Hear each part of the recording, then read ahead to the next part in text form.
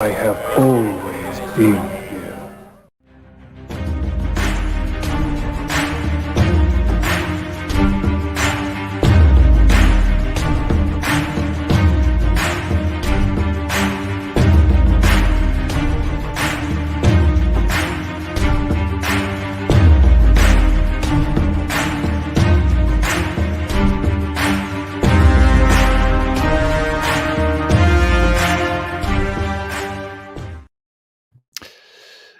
Good evening, ladies and gentlemen, geeks, nerds, ambassadors, Poindexters, geeks of all generations, of all decades, and welcome to the Ambassadorial Wing and to another installment of the Ambassador's GEEKASM reviews. And glad you're all with me once again. I know I went live earlier this afternoon. Hope you all enjoyed that stream as I discussed What If. But tonight, we jump back in our DeLoreans to the 1990s and to break down, to discuss, and to celebrate the films of a truly visionary mind. A mind that is somewhat bent, somewhat warped, but no less genius. One you might say who is truly a man of the 90s. Mr. Mike Judge. With two truly iconic films of the 90s, Beavis and Butthead, Do America, and Office Space. And once again, with me this evening, I have got my good friend, my fellow ambassador, my fellow geek. You know him. You love him. Mr. Aaron of Aaron Entertainment. Good morning. Aaron, good to see you, man. Good to see you. Good to see you again, bud. Guys, Beavis is here.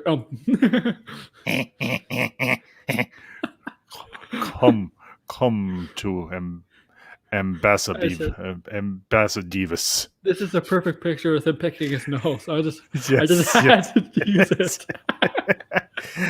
and to everyone that has been in the chat or is in the chat, my good friend and fellow geek, Superior Hero Collectibles. Good to see you, man, once again. And just George, good to see you again. Glad you're able to tune in this evening. And tonight, as I said, we're going to be doing we're going to have a nice chill stream. We're going to have some fun tonight. We're going to be discussing these two iconic films of the 1990s, Beavis and Butthead and Do America and Office Space. By far. So, and a face I have not seen in a very long time. A good friend of the Ambassadorial Wing, the master of the Poindexter Lounge, Mr. Enosh V. Enosh, good to see you, bud. Glad you're here tonight. Hope your voice is doing better, and always a pleasure to have you here. And to everybody that is in the chat or will be in the chat, if you want to join the stream, the link is up there. Click it, use it. Let's have some fun tonight. So, Aaron, I have done my thing. Let's jump in. Where would you like to begin? Beavis and Butthead Do America or Office Space? I am honestly good with either spot.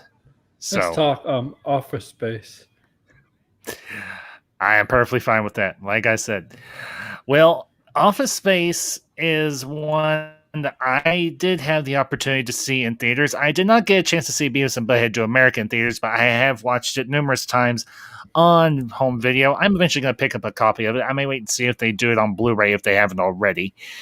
But yeah, Office Space is by far one of my all-time favorite, like, cult classic comedies. Yeah, I agree. It is a cult classic. It's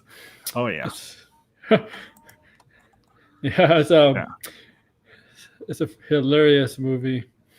Oh, let's do a little real life. Granted, we all may not have worked in an office like the main characters do. Peter Gibbons, Samir Nayanjar, and Michael Bolton. But we all have worked those jobs that we absolutely, positively reviled. We wish we could do anything other than those jobs. And this movie, and I would say one other movie, another, I would say, cult classic waiting are a very good snapshot of what it's like to work one of these doldrum, drive you insane jobs. And it's the grind, and sometimes you just wish you could just scream at the top of your lungs and just say, to hell with it, I quit, I'm not coming back here, you all can take this job, and literally shove it up your ass.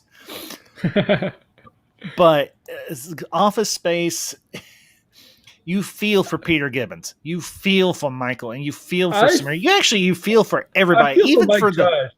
I think Mike Judge has worked in the Office before, and I think this is why he made this movie. I would have absolutely no doubt that Judge probably at one point in his life or another worked a job where he was just like, I hate this place, I hate these people, I hate my boss, I hate my job, I hate it. And then he just took all of that pent up tension and frustration and turned it into a beautifully dark, funny comedy that just speaks to all of us on so many levels. And you want to talk about truly great openings, both Beavis and Butthead Do America and Office Space, and like I said, we'll focus on Office Space for right now, has a truly iconic opening.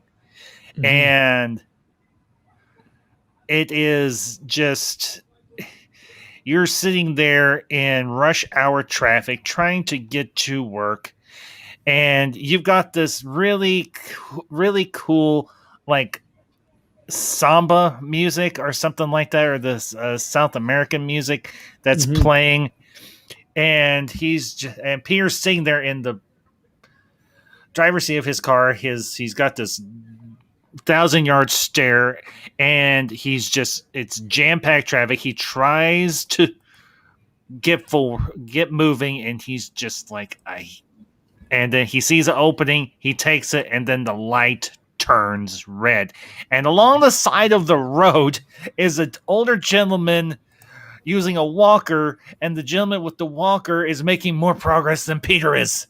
And that just sets up the whole freaking movie. And you know what? That's perfectly normal. Because when you're stuck in traffic, you can see people walking, getting where they have to go to destination faster than being stuck in traffic. So I understand the pain, we can understand the pain. Yes, and I want to give a very warm welcome to an old dear friend who I recently was able to reconcile with. You know him, you love him. He has been away from the wing for a very long time, but as we say, once an ambassador, always an ambassador. Ladies and gentlemen, geeks and nerds, the master of the Poindexter Lounge, Mr. Enosh V. What's up? Enosh, old friend, good to see you. Enosh, are you there? I am now. I'm sorry. I was editing earlier and I had the microphone taken out of my laptop, and so I just realized when I had to put my headphones in while I was waiting, and then I realized that the microphone wasn't in. But hey, what's up? What's going on, guys? No, we're just talking Office Space. Heck yeah, it's good to see you. Heck yeah! I don't know how long. I don't know how long I can stay with my voice, but I will try. No. Hey, anytime you can give is greatly appreciated. I want you to heal your voice. I want you to get better. But I am glad you're here tonight. And George is here. All right, hey. What up, it's a party now. Hey guys, George. I'm having a problem charging my laptop, but I haven't held, so hopefully it should hold up. George, you might want to turn down your volume just a little bit. Your belt blew my ears out. Oh, sorry. No, it's okay. Okay, that's better. All right. Yes. All right. Well, hey, gentlemen, like I said, we're talking Office Space. Heck the floor is yours. Office Space is one of my favorite movies of all time. I will never ever get enough of this film.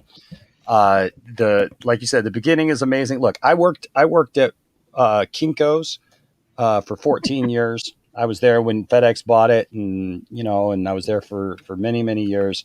And I will just tell you, that the scene where they literally take, the fax machine out and, and just absolutely beat the thing to a living pulp is something that a lot of people may not understand, but I will tell you this: anyone who's ever worked at Kinko's or ever worked with a copier or anything like that has definitely lived out that revenge fantasy plenty of times.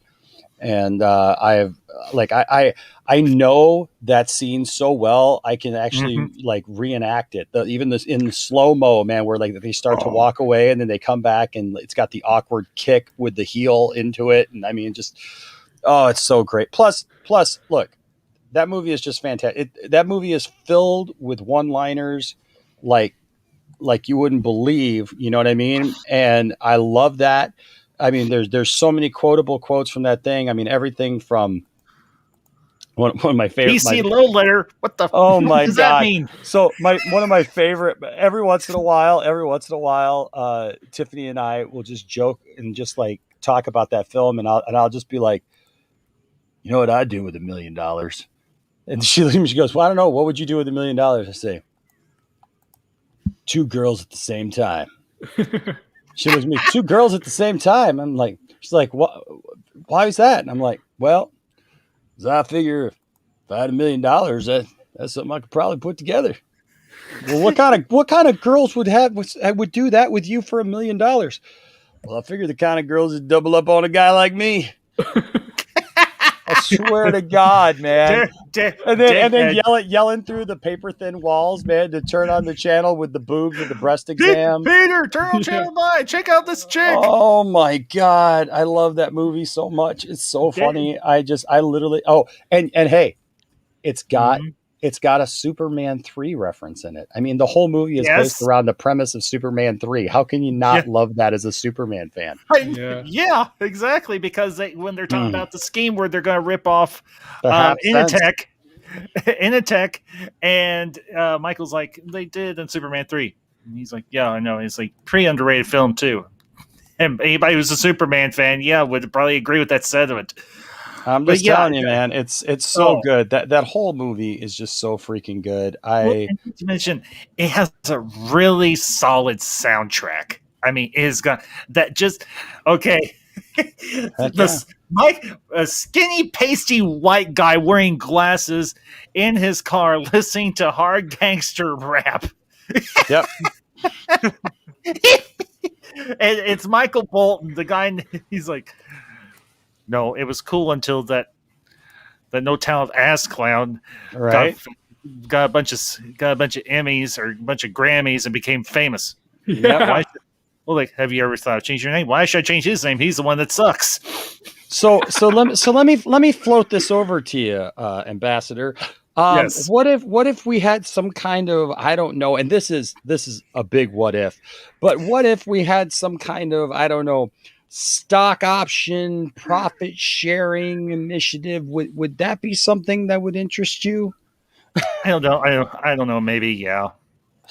Well, the pleasure's all ours on this side of the table. The pleasure's all ours. Okay, here's another one. Let me ask you this, Bill.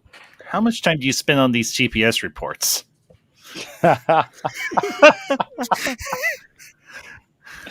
Oh my God.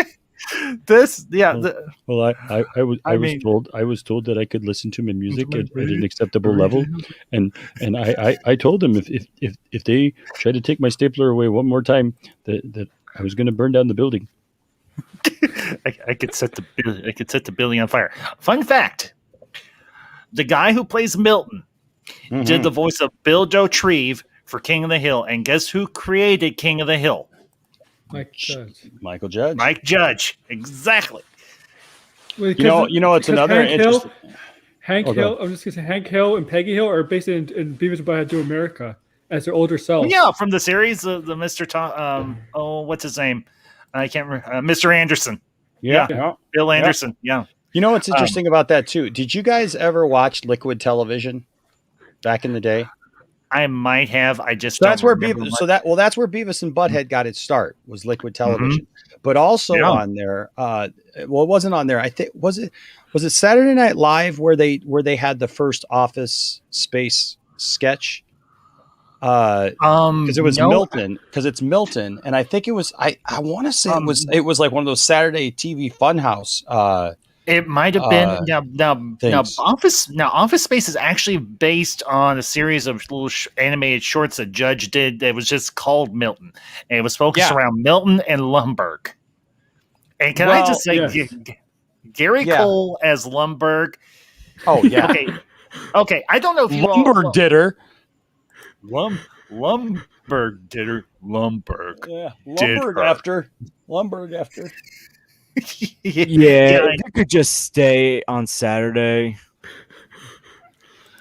Yeah, so we're gonna need you to come in on Saturday. So if you could be here, if you could be here bright and early on Saturday, that would be great. While we're at it, I'm gonna need you to go ahead and come in on Sunday as well. We've got a lot of these. We lost a few people, and we need to irons. We've gotta get out of the fire here. We got some things that we need to straighten out. So if you could just come in on Sunday too, that would be great. That I'm just gonna go ahead and take this stapler. Yeah. All right. Thank you. He's like, okay. God, I love that film. I just love that film. Well, here's the thing. Office Space is one of those movies that you come home and you watch, especially if you've had a really cruddy day at work. And you're just like, that's my boss. Lumberg is my boss. And I want to I just want to do something to him. I gotta say this. You might want to be more specific, though.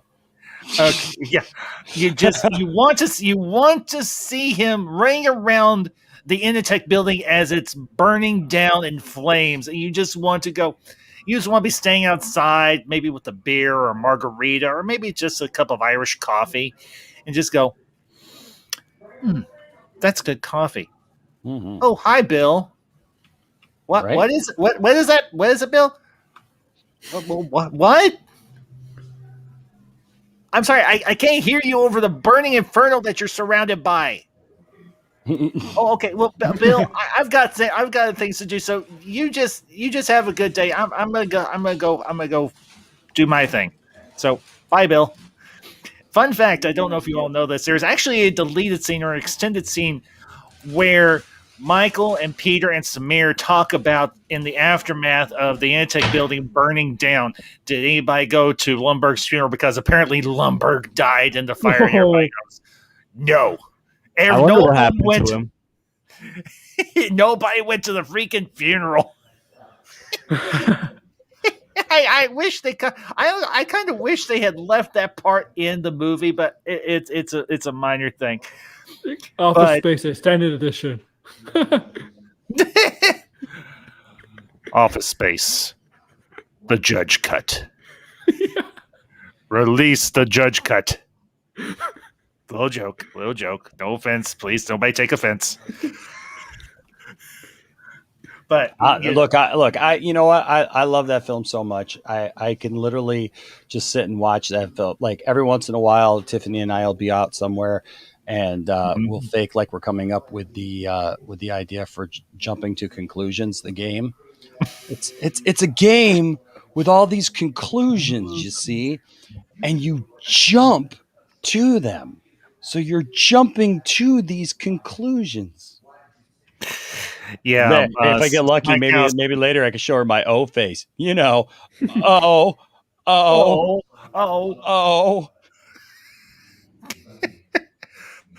Yes, this is the characters in this movie are so they're like exaggerated versions of people that we would like know in real life.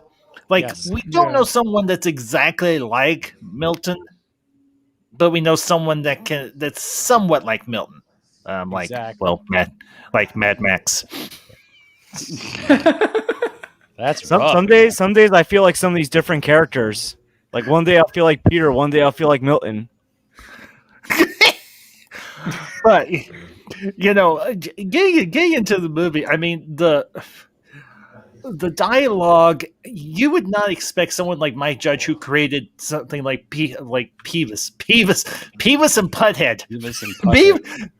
Beavis and Butthead could write something like this, and yet he did.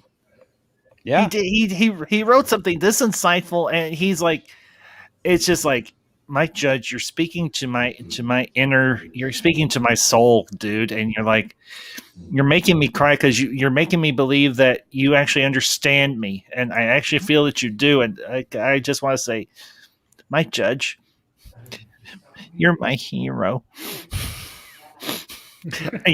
Mike. I remember someone said in an interview, and I used to have this movie on DVD. They had all sorts of special features and stuff.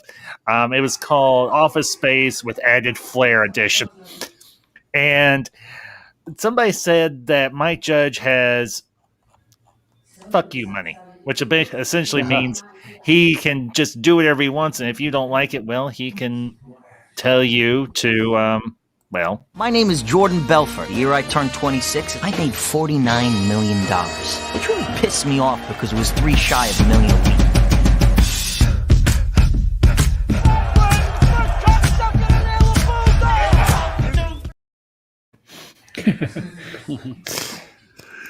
week.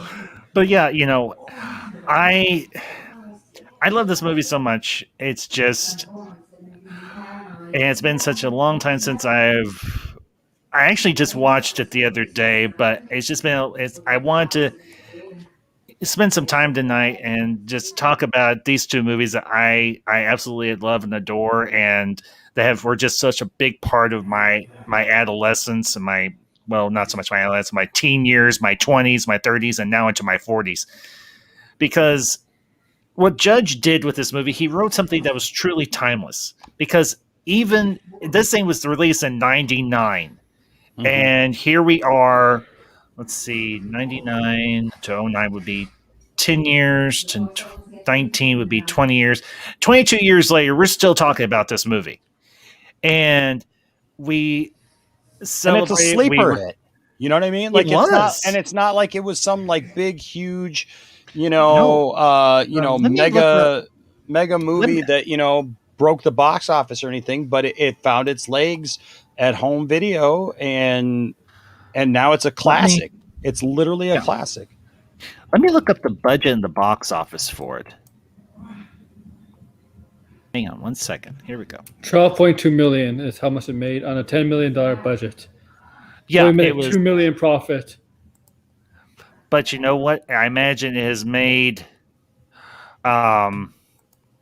more than that just in home video. Yeah. I would bet money. I would. It was filmed in Dallas and Austin, Texas. Why does that not surprise me? It actually was this was Judge's first foray into live action filmmaking, his second full length motion picture following Beavis and Butthead Do America. So it's kind of appropriate we're talking about this because Judge proved that he could do either live action or he could do animation, and it worked well. That was the truly impressive thing about it. And the dialogue is so intelligent, but it makes you laugh.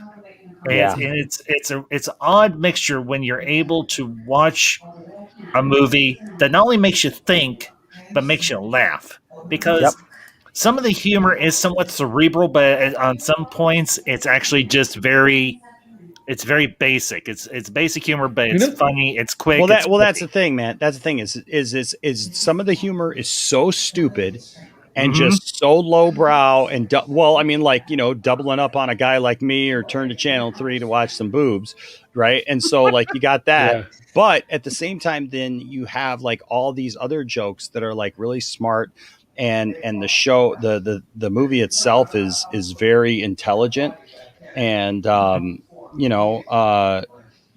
it just is what it is, and so. But that's the thing is like this movie I think has something that applies to everyone. I think that it's it's something that pretty much anybody who's worked in an office can can find something humorous in, and something to smile about and relate with. And and even if you've hated your work at any time, I mean, it's even got Jennifer Aniston in it, for God's sake, and she, the points of flair and pieces of flair and like her hating her job and all that stuff. I mean, that's amazing, and and just like the theoretical ideas of just hating your job and wishing you could just blow up the place and and walk away, and move on to something better. I mean, those are all key aspects that I think tie into the psyche of people in general, and anybody who's ever been frustrated. Well, yeah, and something that Jennifer Aniston's character Joanna says, she's like, Peter, most people hate their jobs, but you try to find something that you enjoy, and you just go in and you do it. And you know what? There's truth in that, because we've all had jobs that we absolutely hated, but then there have been jobs that we actually have found a measure of joy in doing. And just to kind of give a little snapshot into what I'm going through currently, I started a new job back in May at a hospital. And I figured, what, I will give this a shot. I will try. And more often than not, for the most part, when I first started there, it was okay. But then the cracks started to show. People started telling me things about the supervisors, and then just the ugly truth reared its head. And I'm now looking for a new job, because the one person there, one of the few people there that I really liked, I really got along with, I really had a great time working with, he recently quit, and he got himself a new job. And I'm like, you know what? I can't stay here anymore. The one of the few people here that I've really made this job bearable is gone. And I'm like, they yanked me off the position that I had been doing for nearly 4 months. I had been doing a good job at, and they put me on another damn position. And I'm like, no, screw this. And, here is another familiar face. And you could truly say he is a master of much, or perhaps a master of none. The one and the only Brian Hill. Hey, there's the man. Hey, guys. Man. Look, he's in my picture, Brian. He was already here. He's in my picture, too. There we go. Yeah, see, right there next Hey, to me. Brian. Good to see you, man. And hey guys. Hey, here's another familiar face. Holy crap. Everybody's showing up tonight. And this guy last night, we showed some love to. Yeah, sorry I missed that, buddy. It's the guy I stole. It's the guy I stole Brian from. Yeah, there you go. It's funny, Brian. He was on that stream talking about how he was gonna do eventually some stream for me or whatever. He's like, and I'll have to have you and Brian on there and replace your heads with Conan and Andy Richter. There you go. Stuff. And I'm just like, that's funny. That's funny, because it's kind of how it turned out, Like, and it's funny because I didn't mean for it to turn out that way. Brian just became like my go-to guy, man. It's just awesome. Yeah, no, it's all good. I enjoy it thoroughly. Well, Brian, we're just tonight. We're just having some fun. We're just having, like I said, we're just having a chilled, laid back discussion. We're talking Office Space, and we're talking Beavis and Butthead to America. We're talking Office Space right now. So, I was gonna say no Idiocracy. Like, I have not had another one, man. I have never had a chance to see it, but I will put it on my watch list. Oh, we might have to do a watch party. Free with ads on YouTube. We might have to do a watch party. I've got the Blu-ray, Brian. You know what? That might have to be a 2 cents on nonsense special. Oh, where like we did with the other stuff, man, and do that stuff. Max, you're in the ambassadorial wing now. You're on my turf, son, and. There's plenty of me to go around.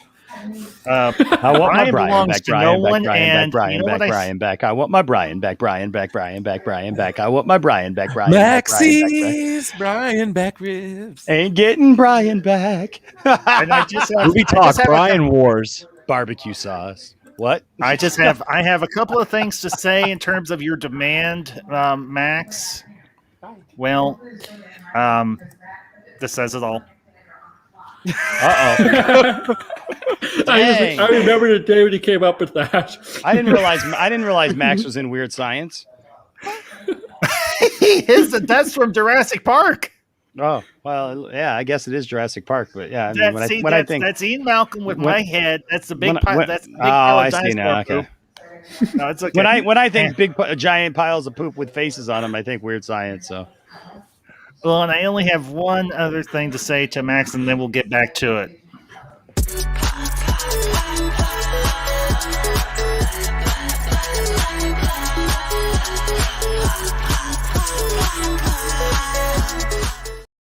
Ambassador, you know what you should get for that? Dang. Get that Stone Cold Steve Austin and stick up the middle finger. I wish, but I would probably get a copyright. Thankfully, I haven't gotten a copyright for that one yet, so I probably won't either. All right. Okay, if there's scene. Oh, for Pete's sakes, Max. Hey, That's just. Oh God. Well, Max, if you think that's bad, well, I can show you something else too. Here, hang on. Here's something that'll burn your eyes out.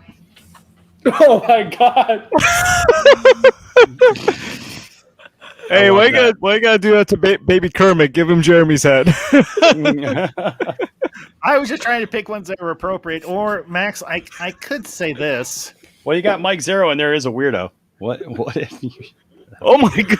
Put up that Phantom Menace one again. Put up that Phantom Menace one again. So let's just go down the list here. So you got the animal who just yells at everybody on the end and just tells everybody to F off because he can't control himself. You got Kermit who thinks he's a leader yet he's not a leader, and all in the same thing because he hasn't yet evolved to actually be the leader he needs to be. You got the pig in the middle. You got the guy who thinks he's funny there on the end, but really has never been able to tell a good joke to save his life, and the weirdo on the end. So you know what? It's very fitting. Yeah, exactly. Yep. I tried. Very fitting. Very fitting. Great. Yeah. That is a great observation. Well, somebody suggested that I should put Nerdrotic's head on Gonzo, but I'm like, no, that's an insult to Gonzo. Because Skeeter. you gotta get Skeeter. He's giving me the finger. Pretty much. You got to put Nerdrotic on Skeeter's head.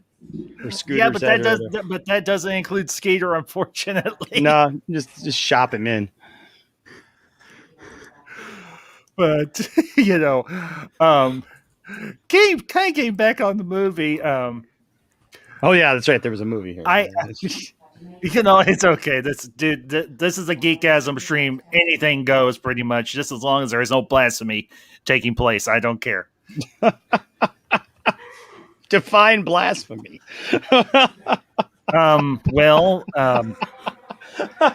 Blaspheming the name of God or name of Christ.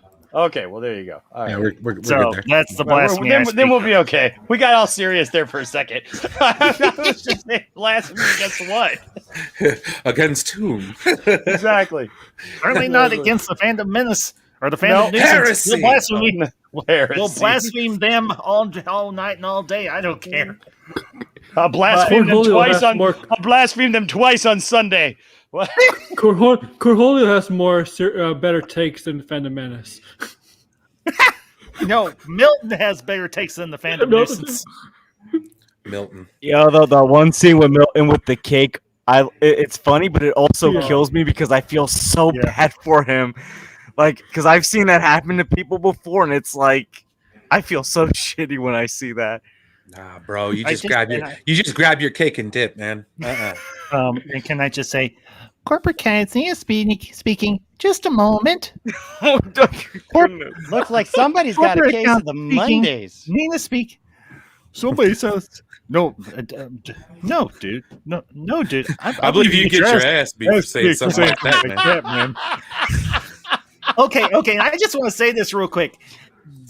Diedrich Bader is awesome as Peter's friend in this movie. Not to mention, he was freaking awesome in the Drew Carey Show. Yes. And he was also awesome in Jay and Silent Bob Strikes Back as one of the security guards there on the Miramax lot. And say, ooh, what a lovely tea party. Oh, yeah. Yes! I haven't seen that movie a million times, at all. I was a guard.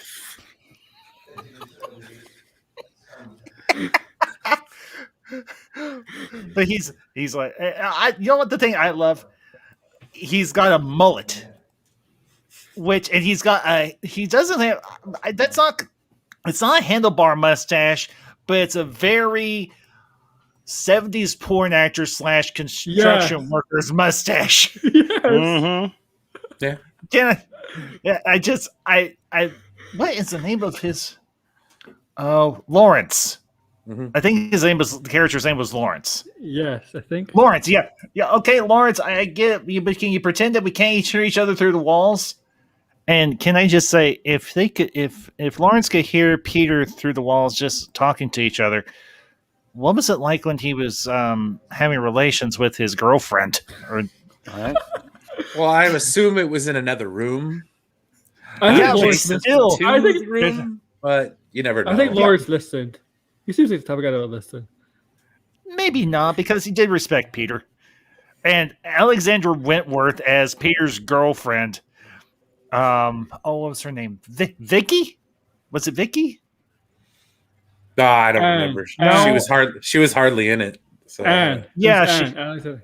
Oh, Anne. That's right, Anne. Yeah.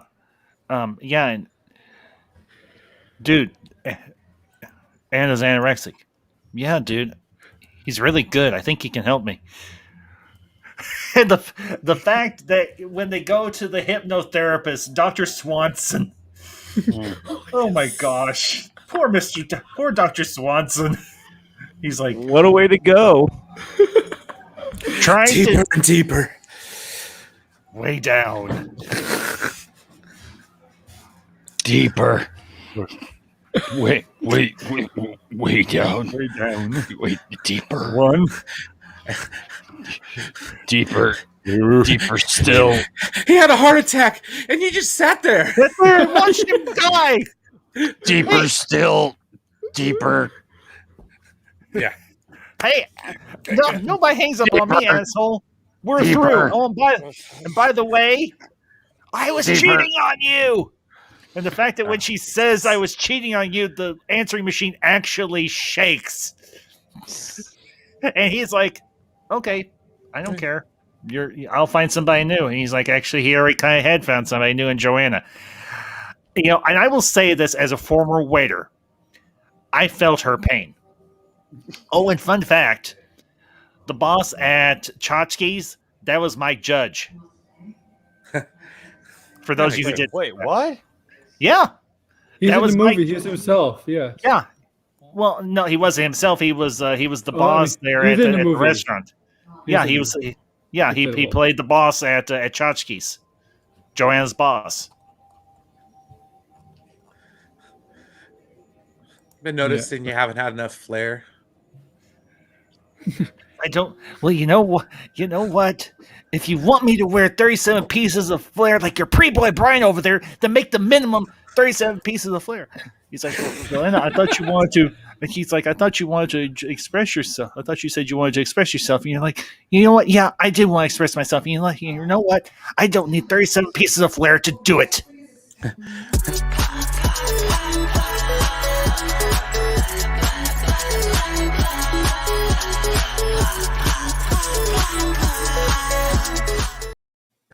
That's a lot of middle fingers. I got my AutoZone flare. I haven't worn it in a while. Oh man, I'm gonna have so much fun with that reface. It's gonna be criminal. Reface is awesome, man. It's hilarious. It is. It is a lot of fun. Of course, we've got old man Enosh over here. Looking awesome, looking aged and wise and all knowing. You see those figures of John Cena and Idris Elba as their Suicide Squad characters on Twitter? They look like they got older. I haven't had a chance to take a look at them, to be honest with you. Yeah, I didn't see them either. So, they were so bad. RJ's seen them. Ask RJ. He's seen them. Okay. I'll take your word. Here's something interesting. Did you know? I didn't know this, but I that was Mike Judge. I didn't recognize him because he's under all that stuff. But apparently, there was a guy who filed a lawsuit against the movie because of illegal flair. It says, but the guy lost his lawsuit. Oh my gosh! So hold on a second. It says more than a decade later, the cult. Hold on. I'm trying to read. I'm trying to find the pertinent part. Take your time. Sure. Don't rush.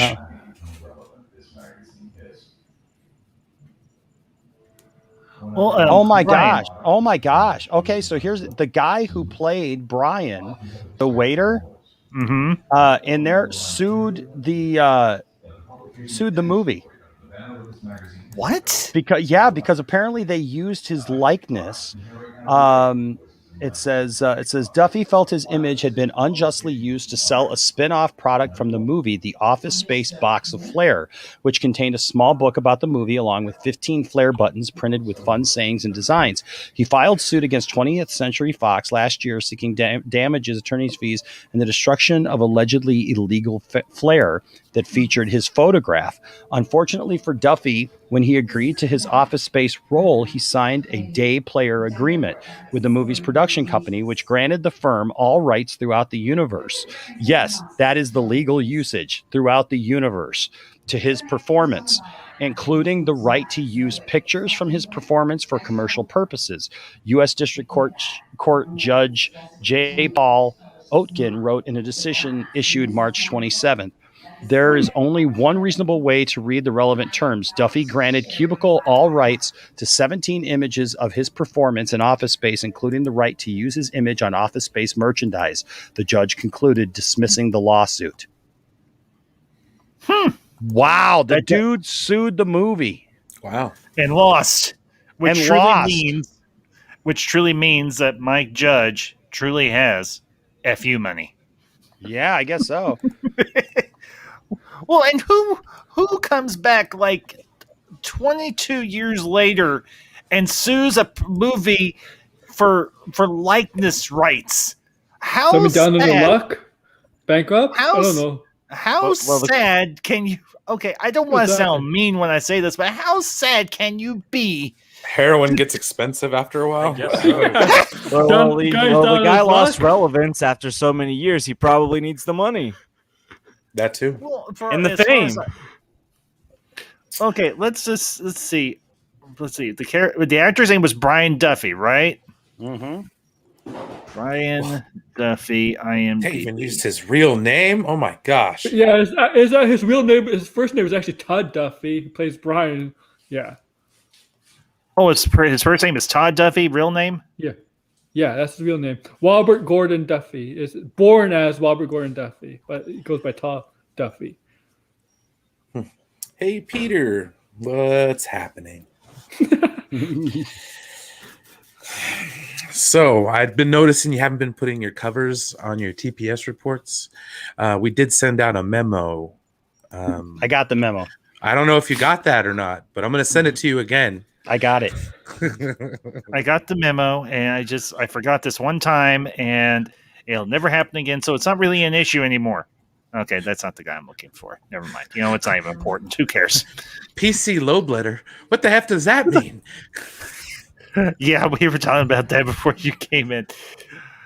Michael Bolton. Is that your real name? I have to say, I am the biggest fan of all of his work. You gotta love John C. McGinley. I'm telling you, he's awesome. Oh, he is funny. You know what's ironic? There's actually an actual actor named Michael Bolton. Oh yeah, there's an actual actor named that too. As well as the easy listening singer. Yeah. Can I just say, if I ever saw a Michael Bolton CD, you know what I would do with it? I would listen to it. I would burn it. I tell you, no way. Michael Bolton is so talented, dude. Michael Bolton has an amazing voice. I'm not being facetious. No, when he does that, when a man loves a woman, dude, listen. I know Michael Bolton gets a rough, go of it, but my God, that dude can sing with such soul. like seriously, and yeah, I agree, Brian. Like when he sings "When a Man Had," or if a man loves a woman, like his version is classic. And you know that dude in the '80s was in an '80s metal band. Did you know that? No, I didn't. But look it up. Michael Bolton sang '80s metal, dude. I can't say this. I will quote one of my all-time favorite comedians, Jim Allen. I would much rather have my balls pounded flat with a wooden mount than listen to Michael Bolton's music. I'm telling you, man, take a real listen to it. Like, don't get past the fact of like what he's known for, right? Look, you know what I love about that dude? That dude doesn't take himself too seriously. Look, have you seen the stuff that he did with the Lonely Island? Have you seen that stuff? Where he did I have no interest. He did a song with the Lonely. Do you know who the Lonely Island is? No, I have never heard of them. Well, the Lonely Island, you know all those Saturday Night Live shorts, all those funny songs and all that stuff with Andy what's his name? Andy Andy Dick? No, not Andy. No, it's the guy on Brooklyn 911. Sandberg. Yes, Andy Samberg. So Andy Samberg and his two friends have a group together called the Lonely Island. They were the ones who did all the digital shorts. So like the Dick in the Box thing, all those funny shorts that they did for years on Saturday Night Live. His two friends were the ones who helped him do that. They were, and every once in a while they'd be on camera, but most of the time they were off camera. And the thing is so they have several albums out. I've seen them live. They're amazing. Very, very talented. So they did a song, and it was a Saturday Night Live sketch thing. And it's all about like they're trying to do a serious song, right? And like they're trying to do like this really serious song, and they're thinking like, who can we get to come in and be a part of the song and sing the hook, right? Because they rap the verses. And they're like, who can we get to come in who has a great a voice to do the hook? And somebody says, well, let's get Michael Bolton. So they get Michael Bolton to come in and sing the hook. But when Michael Bolton comes in, it turns out that he's a huge cinephile, right? So he loves movies. And so like he literally starts singing in the chorus. Instead of singing about what the song's about, he starts singing about Pirates of the Caribbean. Right. And he goes on this whole thing about Pirates of the Caribbean, and it's absolutely hilarious because he changes character. And when it shows him in the music video, he's dressed up like Captain Jack Sparrow, and he's doing that. And then later in the song, he's like going off through all these movies. So he's going through like Scarface and like all these popular films and stuff that he's singing about. And it's absolutely hilarious. And that's when I actually started like to really take him in a different light, because I saw that like he wasn't this pretentious like stuck up person. Like he's very, very mellow, down to earth, and he doesn't take himself seriously. And he's really just blessed and thankful to be where he is. And yeah, Taylor in the chat has got it. Yeah, they did a film together called the Michael Bolton Valentine movie. It's on Netflix with the Lonely Island. It's absolutely hilarious. It's absolute comedy gold. I'll have to check it out. And it is really, really funny. Well, really it's the same. Also, yeah. What's his name? It's the same guys who did the Hot Rod movie. Yeah. If you haven't seen it yet, last year or a couple years ago, it's banned now. It feels like last year, but it's been a while now. They did Pop Star, Never Stop Believing, or something like that. Never Stopping, or something like that. And it's about like a boy band that splits up, and like the one guy goes off and does his thing and becomes really super popular, and the other two guys are just like living off nothing and everything. And it's comedy gold. It is so funny. I mean, it's so hilarious. Check that out. When I saw the Lonely Island live, Tiffany and I went down to the Fox Theater down in Detroit to see them live, and like they come out and they're singing this song about like you don't see them on stage yet. They're talking about how they're going to come out on stage and stuff, and they're like, right now we're just off stage and we're looking at you all just off stage, thinking about coming out on stage, but should we do it? No, we're shy. And then they're like talking about how they're too shy to come out on stage. And then like all of a sudden they're just like, but here we are. And they jump out on stage and all the lights come up and everybody's freaking out, like going crazy. And then like they get halfway through that. And then all of a sudden the music cuts down again. And they're like, but wait, we're still shy. And so they go hide behind something. And I mean, dude, Michael Bolton, I got to say, I know, I get it. Like, I don't love all of his stuff, but I have a new appreciation for Michael Bolton, given what he's done this last few years.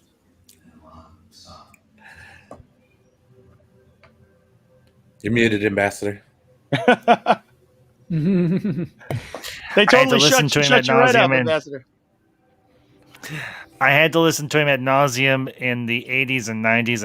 I don't care. I hear anything that sounds remotely like Michael Bolton, I just go click. Same thing with Whitney Houston. Click. The woman made me almost go deaf. And no, I'm not using hyperbole. But I will say one of my favorite pieces of music from a movie, Damn It Feels Good to Be a Gangsta. I love that montage. That montage. I love that montage to death.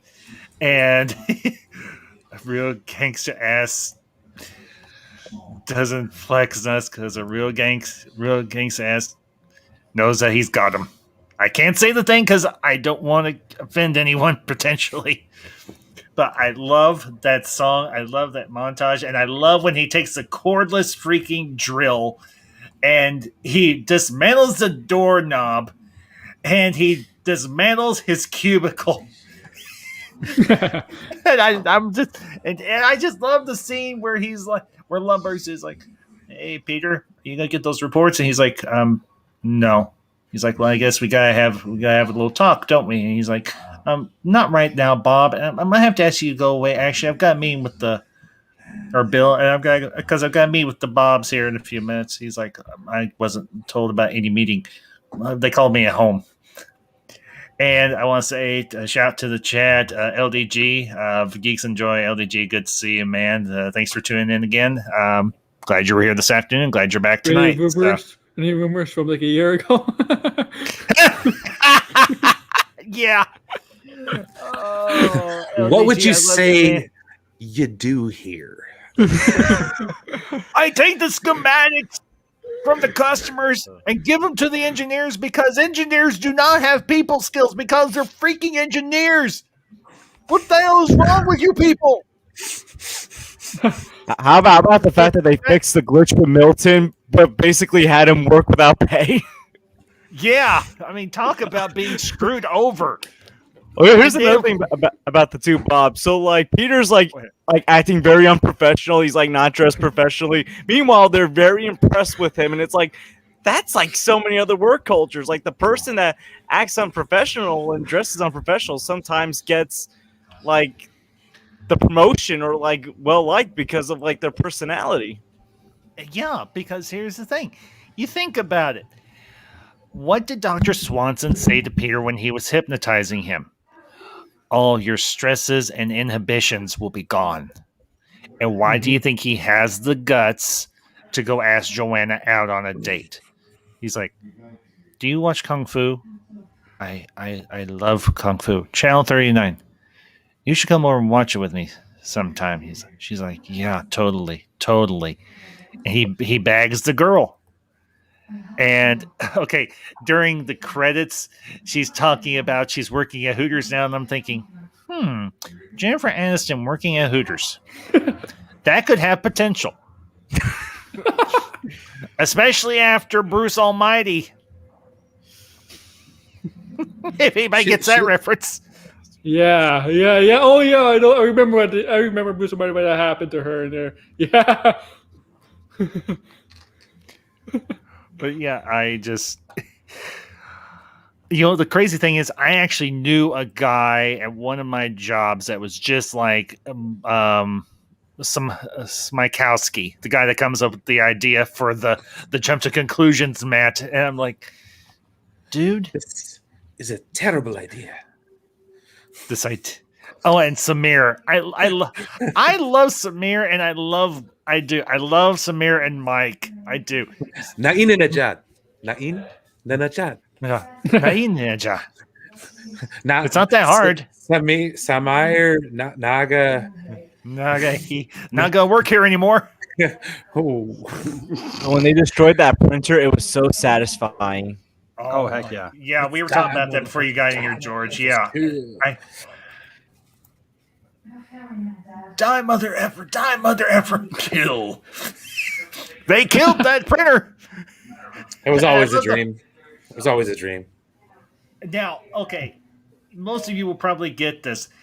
Family Guy did a parody of that scene in the episode with the record Surfing Bird, and it was Brian and it was Stewie that destroyed that record. And they used an edited version of the song, which I understand because, well, it's cable TV. They can go so far, but they can't go that far. You can't have the MF bomb dropped on a show like that, except for maybe South Park, bigger, longer, and uncut.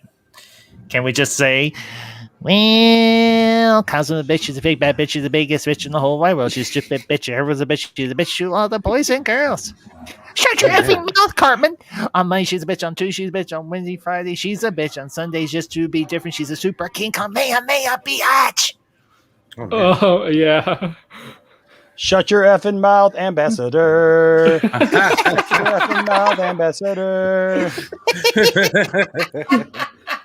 You don't eat or you don't eat or sleep or mow the lawn. You just F your ambassador all day long. Shut your effing mouth. How would you like to suck my balls, Mr. Enosh?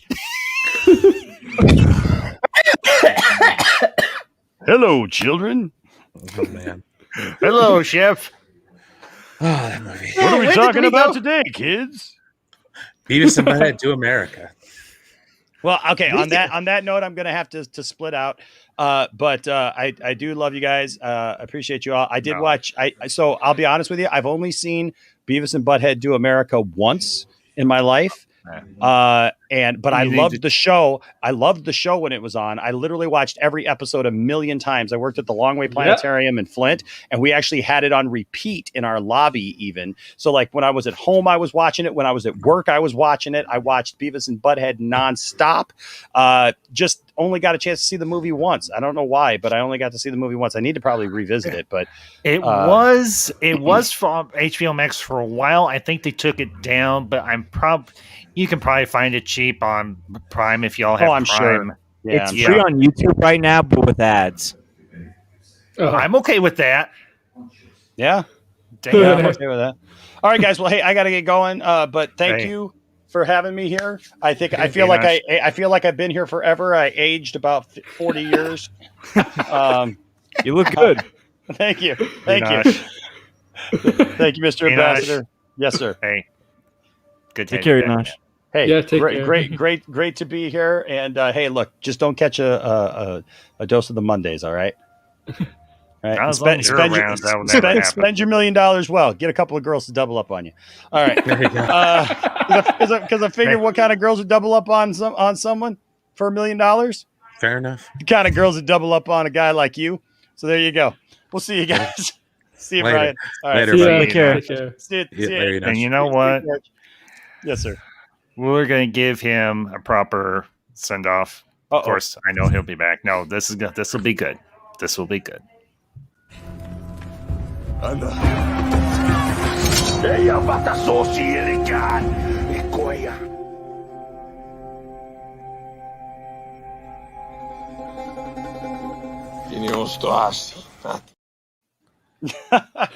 For you are flipped off by a million versions of you. For you are Cal Enosh. No, you get flipped up really very ambassador variant. Anything is better. You get flipped up a million variants of ambassador, right, guys? Nice. All right. Well, until we all go hang out at the Poindexter Lounge again, I'll see you all later. Love you guys. Have a great night. Later. You too, Enosh. Talk to you later, bud. Take care. Oh, I've missed that guy. Indeed. Ambassador, I had the most interesting first experience with Office Space. So in college, in one of my business classes, we had to watch this film for extra credit. Really? And that's awesome. that was the best extra credit assignment, and obviously it was for a class I needed it because it was a pretty hard class, and the professor was kind of salty, but hey, he let us watch Office Space for extra credit, and I did very well on it. So what did you have to do? Why did you have to watch the movie? So what else did you have to do? Is there anything So we had to watch the movie and talk about the business culture, why isn't Peter motivated? What is the leadership like? Oh, okay. Because I was a business major when I was in college, so this was like one of our first business classes we had to take. Hey, cool. Right on. So, well, guys, if you want to, we can switch over to we can discuss Beavis and Butthead, or if you want to go for a little bit longer, we can always come back to Office Space before we wrap up, because I do want to keep this. I don't want to run over into Max's Jarbo stream because I've got to be there. I think most of us are going to be there tonight. So it's an hour to that. Same. Yeah.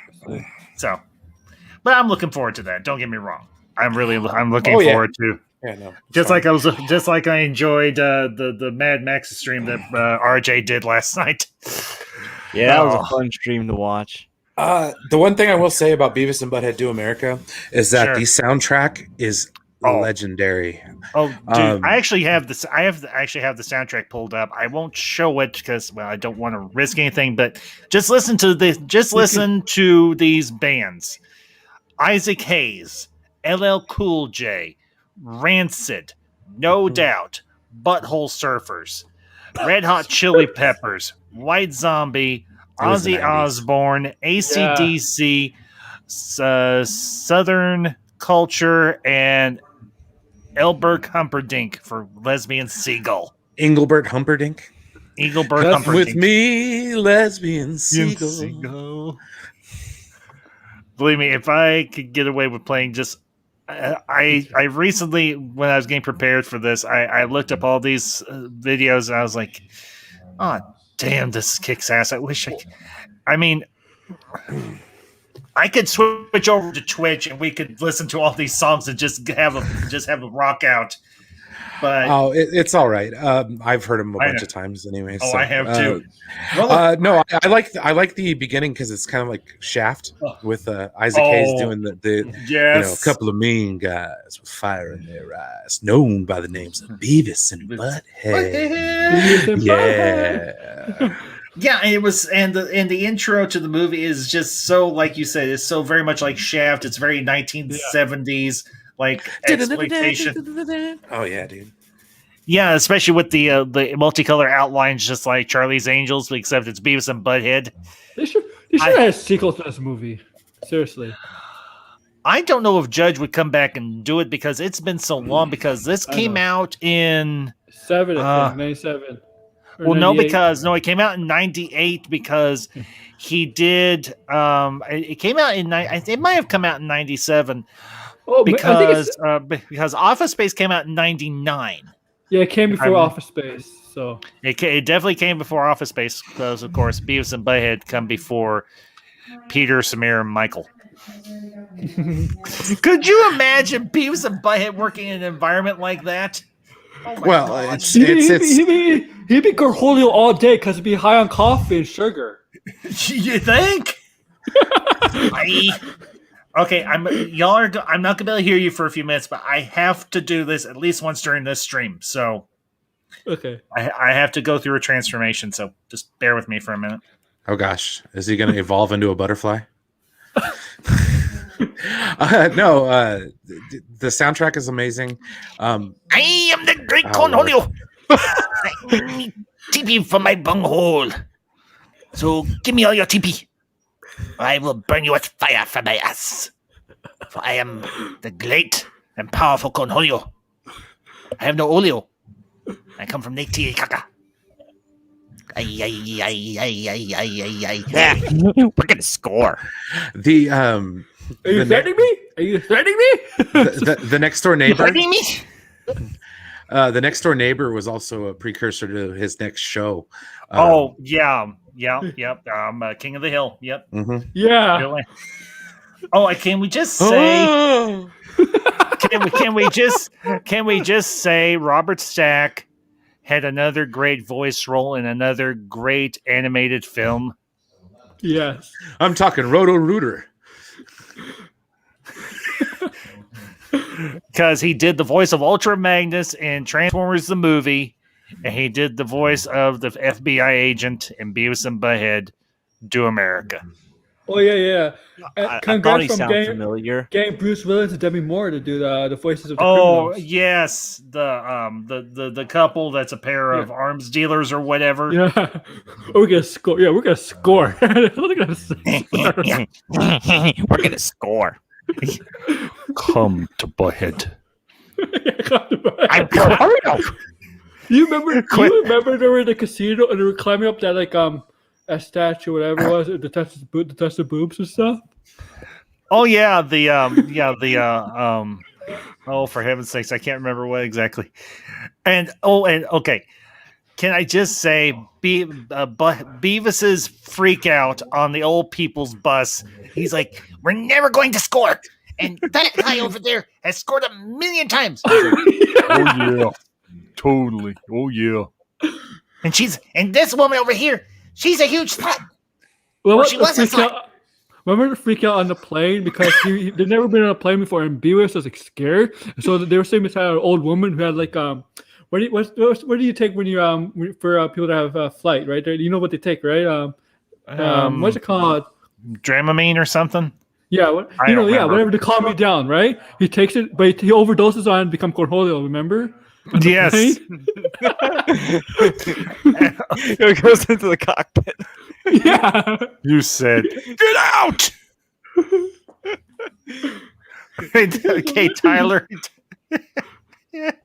Quit whacking. I've never seen so much whacking. This is all because they got. This is all because they got their TV stolen, right? Their TV got stolen. Oh my gosh, they were asleep on their freaking couch, and it takes them like a good 5 minutes to figure out. Like, wait a minute, something's missing. And they look at the window, they look at the TV stand, and they look at the door. And then they look at the window again. They look at the footprints. They look at the TV stand. They look at the door. He's like, "Our TV's gone." Yeah, they try to steal the school's TV and the principal. and what the one teacher, I can't remember his name, but he's the one the 70s, a hippie teacher, right? Oh, the hippie teacher. Well, guys, instead of watching TV, why don't you expand your minds? That sounds too hard. We just want to watch TV. The crazy thing is, I think, except for maybe Brian, I'm the oldest person because I remember Beavis and Butthead from high school, and we would quote them. Okay, all right. We would quote Beavis and Butthead just about every damn day that I was in high school, from like freshman year to senior year. Somebody would bring up Beavis and Butthead at one point or another, and we would be talking about Beavis and Butthead, the Max, the Head. No, not Mad Max, just the Max, which was another anime series that was on HBO or not HBO, MTV back in the day. Back when they still did music videos, but they were doing other things too, like really cool anime shows, like Beavis and Butthead. And the crazy thing was. Yeah, it's just to watch. Basically, Beavis and Butthead TV shows them. They have their own story for the episode, but basically most of the time was just basically criticizing which music video comes on their TV. Oh yeah, and I remember there was one in particular. It was Blues Traveler, which is the one. Oh, for heaven's sakes! It's the one with the girl that's dressed up like Dorothy and Run Around. Thank you for Run Around. Yeah. Yeah, and and Butthead's like, dude. Don't interrupt me while I'm concentrating on panties, because the girl's wearing like a little mini like sexy Dorothy dress or whatever, and you can see her underwear. It's just like this is absolutely insane. But it was. Then they did the movie, and I'm like, they're doing a movie, and I was like, mind was blown. But unfortunately, I didn't get a chance to see it in theaters, so I had to rent it when it came out on VHS when VHS was still a thing. But I watched that thing, and my mother and Bats was like, "Are you ever going to get tired of watching this movie?" I'm like, "No." She's like, "It's really stupid." I'm like, "Yeah, but it's funny." She's it's meant to be stupid. Yeah, exactly. Pretty much.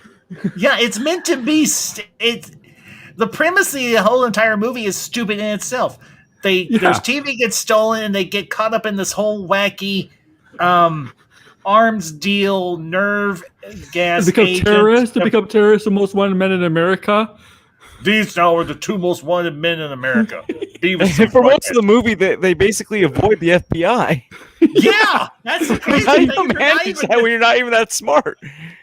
No, they're both dumb as a brick shithouse, but somehow or another they evade the freaking FBI. And are they that dumb or are they really that intelligent? They survived the freaking desert. Yeah. Oh my gosh, the whole. And they can't even figure out they met their fathers. They can't even figure out that there's their fathers too. Like yeah, I know. And okay, one of many favorite lines of mine. Is this a? Please forgive me. Is this a goddamn? I thought you said there'd be no blaspheming on this show.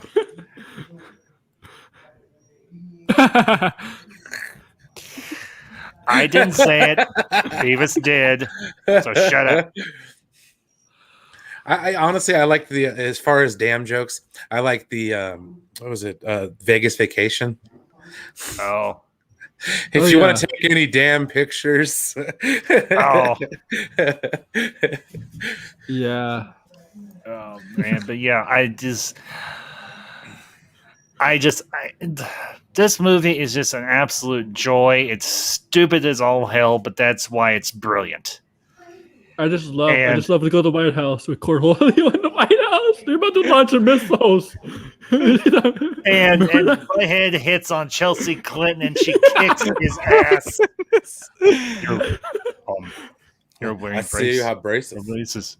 I wear braces too. How do they afford braces? How do they afford all this braces and stuff? Like, what? It's just one of those questions. It's like the three seashells from Demolition Man. We'll never know. And the old lady they kept running into was so chill with them. Yeah. Well, she was so old that she probably just like, yeah, they were actually somewhat respectful to her. So in her old age, she was thinking, well, these are nice young men. I think I'll help them. They're not assholes or jerks. No. They're horny teenagers. They're teenagers. And she probably has seen a million horny teenagers. I mean, hell, her kids and her kids and grandkids are probably the same way. Yeah. Well, aren't you just nice, respectful young men? Travis and Bob. Travis. Yeah. Okay, I will say this. When they get on the nun bus by mistake, and then they do something so horrific and we don't even know what, but they get struck by lightning. Yes. That to me was hysterical. I'm like, even God is smiting you too, you blasphemous hormonal teenage punks. Red farts. Hey, you want to see something real? No Caddyshack fans? Oh yeah, Caddyshack. It's been a long time since I've seen it. It's what the priest shouts at the sky before he gets struck by lightning. Oh yeah. But I will say one thing. You guys want to see something really cool? Check this out. and the two guys are their fathers. They light a fart so big that it sets the sky on a light. Yeah. And they eat the peyote. Explosion. I call it a fart explosion. The Rob Zombie sequence. Oh, I love that whole sequence. He's like, the hallucinations. He's like, I'm seeing all sorts of crazy stuff, man. No, they ate peyote. Yeah, they ate something. But yeah, that whole sequence, that could be like its own little music video, and it's essentially it is. I mean, I love that whole sequence. I'm not even the biggest Rob Zombie fan, but I love that song just because it's got a really interesting rhythm. It's got a really cool beat to it. I really enjoy it.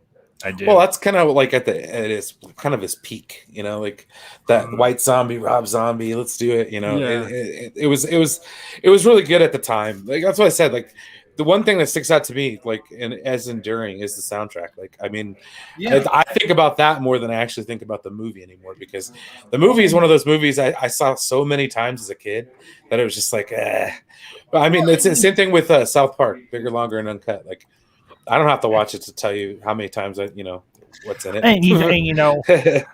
And you know what? And I told, dude, I get that. I really do. I mean, I understand what you're saying, but I mean, South Park is one of those shows that's never had its peak. It keeps it's good. It keeps staying good and good, man, over and over. South Park.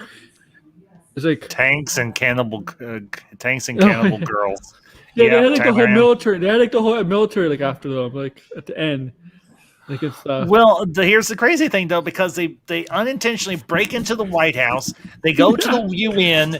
Well, they don't go to the UN, but Beavis is cornholio, and he's talking with all of these dignitaries and stuff, and some of them are actually taking him seriously. He's on the red phone, right? He's on the red phone that goes straight to the launching of the missiles, nuclear missiles. Remember cornholio? Yeah. That's hilarious. I felt a little bad for the neighbor. All he wanted was a vacation in Washington, and like he got blamed for everything. Yeah.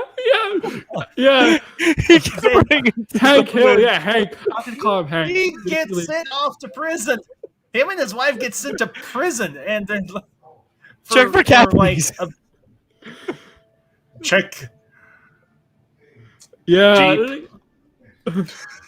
It's in his pants. And it literally is in his pants. And they're like, well, what? Hey, can I have that woman who gives a cavity searches?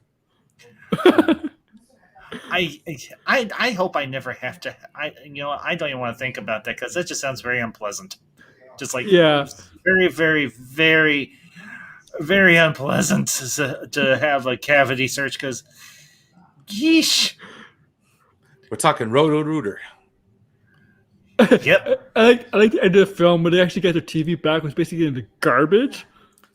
Don't stop till you reach the back of their teeth. Oh yeah.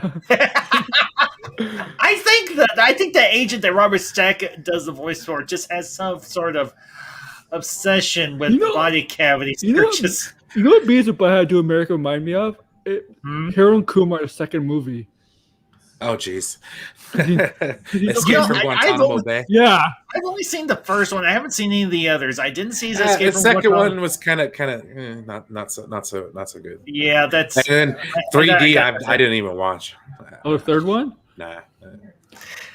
Well, I was so turned off by the second one, I didn't bother watching the third one. I can't say I can't necessarily say I blame you because I almost wouldn't want them to do a sequel to this because it stands alone just fine just by itself. There are some movies that just don't necessarily need to be a franchise, and I'll say this: Beavis and Butthead and Office Space. Even though I would say you could put the movie Waiting in the same category, and we mentioned this a little bit, but when we first got started, Waiting kind of fits into that same category as Office Space, and I will say this: I love that movie. I do. I love Waiting. I actually watched that in the theaters. I think I did too. As very limited a run as that movie had in the theaters, I watched it. I think I did too, and I really enjoyed it because I had worked at a restaurant very similar to that, and I was a waiter, and I was like, "Yep, that was my life. Yep, that was what work was like. Yep, except for the game." The game evolved. Okay, so I went to an automotive school, and it was a bunch of dudes. Mm-hmm. Okay, and so this movie's still fresh on people's consciences because it was like about a year after it came out. I think it came out in 2007, something like that. Anyways, somewhere along there, yeah, it was all fun and games until they actually started playing the game. I want to see balls. No. I ain't trying to see that. I don't blame you. I don't want to see your junk, dude. Put it away. Save it for your girlfriend or your wife. Or negatory red leader. Yep. Or your boyfriend. if you go that way. However you feel fair to swing. But the reason I do these reviews is because these movies make me laugh, or they inspired me to one degree or another, or just because sometimes you just want to kick back with your bros or your sister nerds and just talk about these old movies that were just like they've kind of not necessarily been forgotten, but they just need to be have life breathed on them a little bit to just kind of put them back there in the public conscience.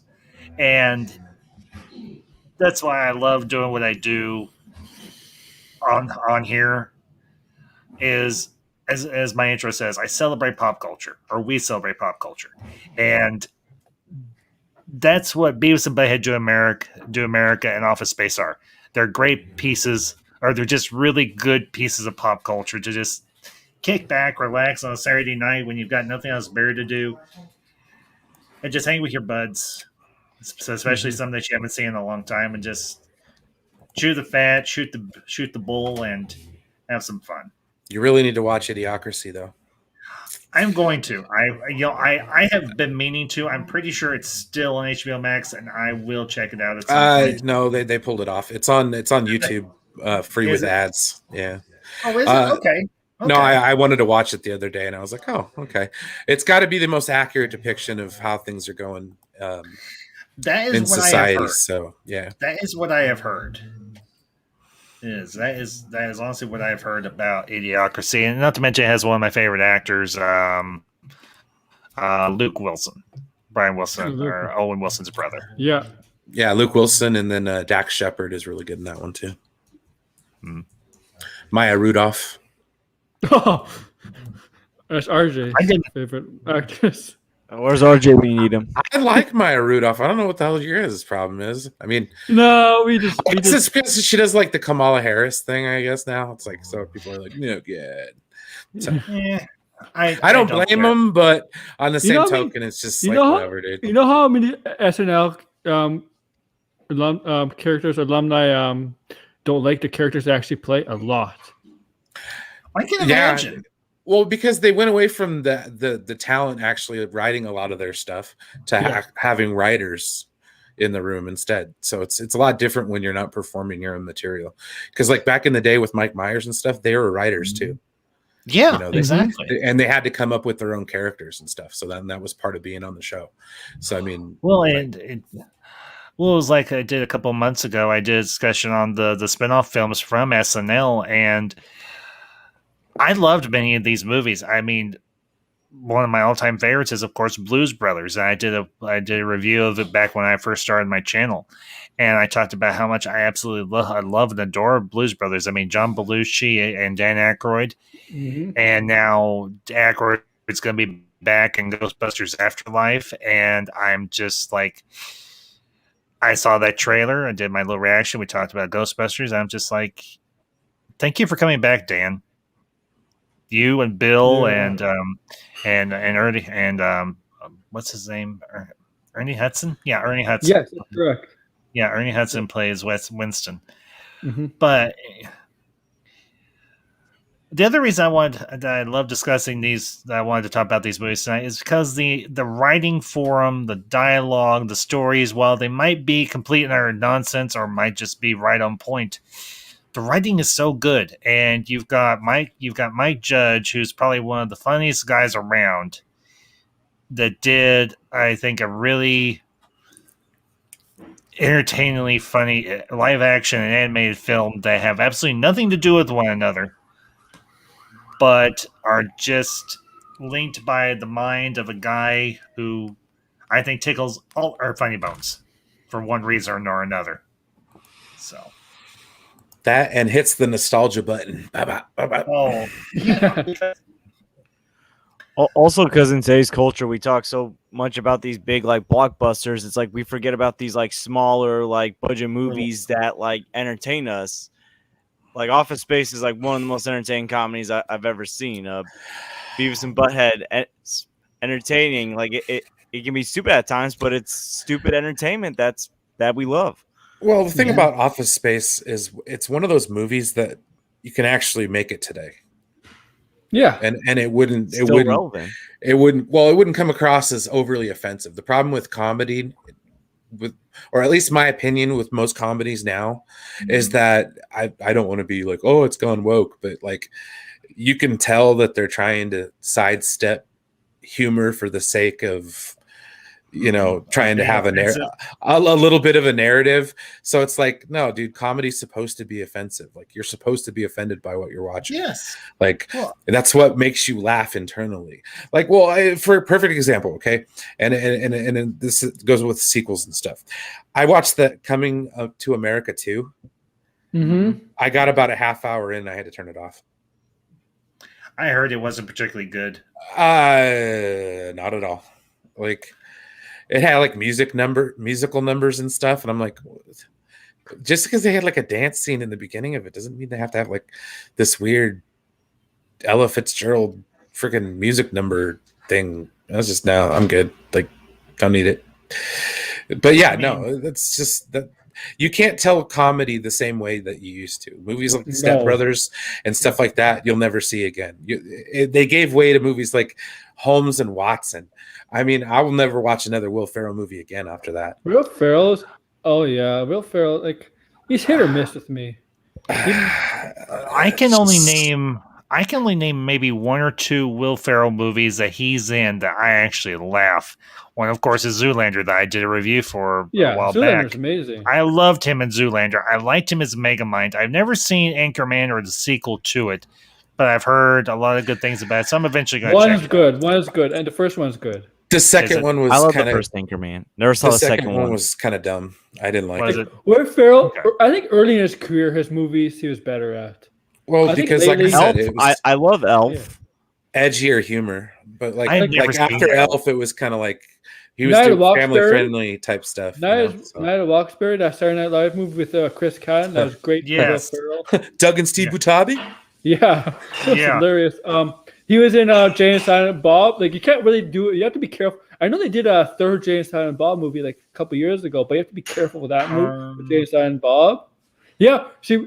Oh yeah, he played Field Marshal Willenholly. Yep. Yeah. Or Wildlife Marshal Willenholly. Like, Clerks 3, you have to be careful now. Like, when they did Clerks 2, you could get away with more stuff in Clerks 2 with you could probably get away with Clerks 3. Oh, Clerks man. 2. Clerks 2 is by far one of my all-time. It is right there. It's right there in the list with these two that we're discussing tonight. I mean, I could give you all a list of like my top 10 all-time favorite comedies, and part of them are Kevin Smith films. Oh yeah. I mean, yeah, I love Clerks. Okay, just to rattle it off real quick, my top 10 all-time favorite comedy movies: Blazing Saddles, Young Frankenstein, and this is in no particular order. This is just me rattling them off the top of my head. Blazing Saddles, Young Frankenstein, Spaceballs, Beavis and Butthead Do America, Office Space, Jay and Silent Bob Strike Back, Clerks, Clerks 2, Chasing Amy, and let's see, Blues Brothers. That's my top 10. Nice. So I have one question for you. Sure. We've done the Mel Brooks. Have you done Kevin Smith? I did Kevin Smith a few months ago. Damn it, I missed it. Okay. You gotta pay attention to my Twitter, dude. I put it out everywhere. So busy, dude. Like I haven't been on in a week with anybody. So like this is the first time I've been on. Hey, and no, that's not me criticizing you. Earlier this month, I did Ridley Scott. I'm not that big a Ridley Scott fan, and that's fair. Now, end of the month. Shut your face. Now, my only problem with that movie is the fact that people overthink and overanalyze that movie to death. That's what I don't like about it. Other than that, it was an okay movie. I don't see the whole like, oh man, did you see how he had his left eye open 3/4 of the way? I get what you're saying. I do. Now, this one might interest you, perhaps, and it's in celebration for Mam Ambassador's birthday, because this is one of her all-time favorite directors, and it's one of mine. It'll be the last weekend of the month, because that's when her birthday is. I'm gonna schedule around her birthday festivities. James Cameron. Oh, that's good. James Cameron's good. I mean, I mean, like, I figured I'd get some sort of reaction out of you. Let me guess, you don't like James Cameron either. I do like James Cameron. It's just that. No, I'm talking about Brian. Oh. I really don't. What? Well, I don't think Avatar is the greatest movie ever made. I'm not even talking about Avatar. There's other great James Cameron movies. Yeah, Terminator and Terminator 2. That's it. Aliens, True Lies.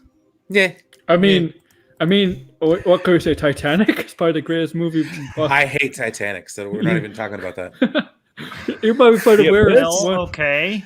I transitioned to my freshman year in high school when that movie came out. Okay, so it's because of the song "My Heart Will Go On." I get it. I mean, yeah, True Lies. He doesn't. True Lies was okay. He doesn't Tom do Arnold a lot of stole movies. the show. I agree. He hasn't done a lot of movies. But the ones he's done have been really kick-ass. Yeah, the ones he's done, most of his movies have been hits. Like, yeah. Well, if that one doesn't tickle your fancy, and hey, I respect that. That's fine. Next month, I'm going to be doing one in celebration of my birthday. It's my all-time. I say this with all sincerity, no hyperbole. My all-time favorite director. Yes, even more so than George Lucas or Steven Spielberg. This is my all-time favorite director. Period. He's at the top of the list. John Hughes. Mm-hmm. Nice. That's not bad. I have to go back and watch some John Hughes movies. Yeah, it's definitely the top 3 of the '80s directors. You're not gonna believe what my wife just did. What?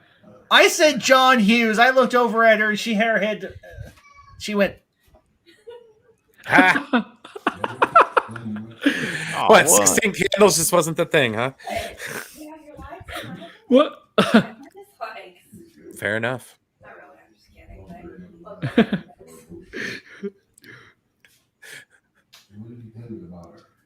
Just being a troll for troll's sake. All I can say is John Candy from Playing Trains and Automobiles. I have a priest that looks just like him, and he's also funny like John Candy. Whenever I shave my beard off, and I just have the mustache. Well, John Candy is a legend. You mean you mean this movie right here? How could you rent the thing anyway without a credit card? I have a gasoline card. You can start by wiping that fucking dumbass smile. I've been wearing the same underwear since Tuesday. God, I miss John Candy. I miss that guy. It's such a cigarette hanging out of his mouth. Such a gentleman guy, a gentle guy, a gentle giant. Like you can't say anything bad about him. Well, no, because we don't speak ill of the dead here because he's not around. But he was he was a classy guy. I mean, he had a fairly decent career. And he seemed very likable. I mean, John Candy seemed like the type of guy, much like the guys, I mean, like Ron Livingston from Office Space. Seems like the type of guy you could go have a beer with and shoot the bull. Mm-hmm. Anything, just like okay. One of my favorite scenes from Office Space is when they're sitting there in the restaurant and they're drinking their tea and they want to be left the hell alone. And the pretty boy waiter comes up. Can I interest you guys and some to nibble on? Maybe some shrimp poppers or extreme fajitas? And like, no, just the coffee. All right. Sounds like a case of the Mondays. And if I was Peter, I'd been like, you just lost your tip. I'm sitting here trying to drink my effing coffee, and you're saying I have a case of the Mondays. I just want to take you and dunk your head in the tea urn. You pasty little patch of ball sweat. You ever thought of doing like actor or actress spotlight? I've considered it, yeah. I mean, I'm not opposed to it by any stretch or anything. It's just I kind of want. I'm gonna do maybe. I think I'm gonna wrap up. I'm gonna do maybe 2 or 3 more of the director spotlights, and then I'll wrap those up, and I'll move on to some other things I've got planned. I mean, I'm still working on my fan fiction and stuff and everything, but and that's gonna be a big project right there. So, and Tyler M, someone who actually has taste. John Hughes, 80s greatness. Yep, Tyler, yep. You nailed it right on the head, my friend. Nailed it right. Anyway, just looking at the list of the movies that directed in the 80s, like, oh yeah, he was king in the 80s, absolute king. But I mean, okay, I'm gonna say this. Could you imagine if they had released movies like Beavis and Butthead and Office Space in the 80s? They probably would have been box office hits. Well, Beavis and Butthead because of the MTV stuff. Because of MTV. The moralism of the 80s, I don't think so. Not with Beavis and Butthead. Yeah, maybe. But yeah, the other stuff, yeah. Beavis and Butthead. I remember the backlash. I was in like junior high. No, it was like I was in elementary school when that show came out. So it was like I was in high school. I wasn't even allowed to watch that show, technically speaking. There wasn't anything wrong with it. It was just a couple of guys acting like idiots watching music videos. I know that. I'm just saying that's the kind of moralism that it's like listening to that twisted. You know metal why? They have the Butthead has a title. Butthead has a title. That's probably why. Well, I'm sure, but my mom had issues with The Simpsons, man. Like, if you grew up in the late '80s, early '90s, there was this weird moralism going on where it was like, don't listen to heavy metal; it'll turn you into a devil worshiper. We all watch wrestling. Out of here. I know George hasn't watched. I know George hasn't watched wrestling, but I know. Remember the late '90s? You got kicked out of school if you wore a wrestling shirt. The Attitude Era. Yeah, you weren't allowed to wear wrestling shirts at school. Yeah. Austin 316. No, forget about it. Yeah, I remember when I was in high school, we weren't allowed to wear Marilyn Manson shirts because he actually came to. That too. God, man, it's such weak sauce. Now, like if you think about it, like looking back, snowflakes back in the 90s. Yeah, Marilyn Manson wasn't jacked. There's always going to be like that. It's the same version of cancel culture now that we have today. It's just it was over different things. So yeah, schools had cancel culture back then before it became a thing. You're right. Like they implemented schools. I mean, for heaven's sakes, Beavis and Butthead and Office Space, they were counter culture, if anything, and they were hilarious, and they were done by a guy who gave no craps. He really didn't. He didn't give any craps about who he may have offended. He just did his thing, and I'm like South Park. Is actually without Trey and Matt Stone, Trey Parker, Matt Stone. Yeah, South Park. Yeah, exactly. I saw Beavis, but I saw the not the Beavis, but I saw South Park movie when I was like 10 years old. But I saw it in theaters, and I wasn't 10. And well, like I did a little while earlier, I can sing pretty much the entire lyrics verbatim to "Kyle's Mom Is a Bitch," and I love. Although I can interchange names out of that to throw shade at the Phantom Menace. Oh.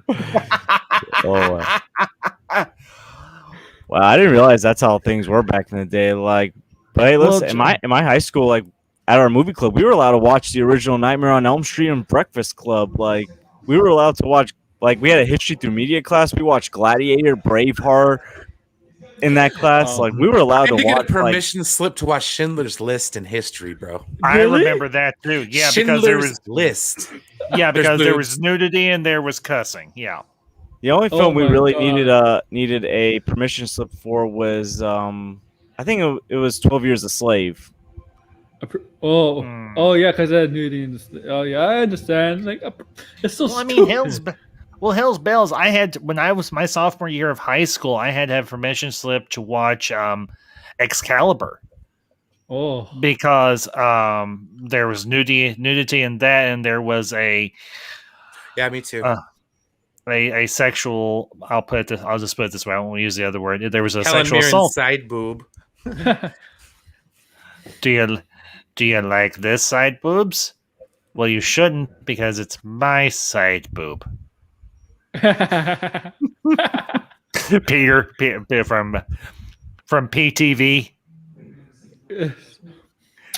And it was rated PG-13. We had to. If you think we have PC culture, if you think there's a PC culture now, back in the 90s, man, that's when it really began. Yes and no. The school started them. It then became more. Well, okay, let me put it to you this way.